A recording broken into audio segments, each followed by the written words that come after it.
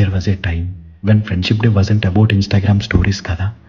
ఇప్పుడు friendship day అంటే WhatsApp గ్రూప్లో ఒక మెసేజ్ డ్రాప్ చేసేస్తున్నాం, కానీ చిన్నప్పుడు ఫ్రెండ్షిప్ డే అంటే మామూలు హడావిడి ఉండేది కాదు. పొద్దున్నే లేచి షాప్కి వెళ్ళి మన ఫ్రెండ్స్ అందరికీ బ్యాండ్స్ కొనేవాళ్ళం. క్లోజ్ ఫ్రెండ్స్కి అయితే 2 రూపీస్ బ్యాండ్, నార్మల్ ఫ్రెండ్స్కి అయితే 1 rupee band.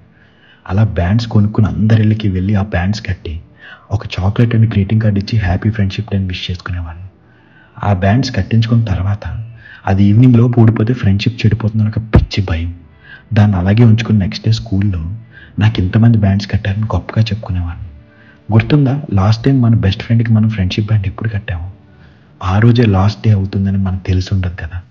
Life mood on, phone numbers మారిపోయాయి, సిటీస్ చేంజ్డ్, పీపుల్ చేంజ్డ్.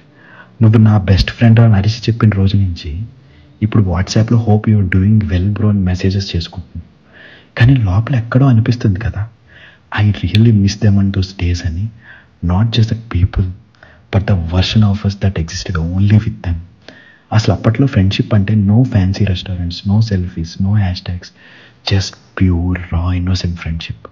కానీ ఇప్పుడు డీప్ ఇన్సైడ్ స్టిల్ అనిపిస్తుంది కదా, ఆ సిల్లీ బ్యూటిఫుల్ అన్ఫిల్టర్డ్ డేస్ కావాలి అని. To all the 90s kids, we didn't just celebrate friendship, we lived it. ఏమంటారు? Happy friendship day. ఉంటా అండి, ఇట్లు మీరేలంగ్ మోయ.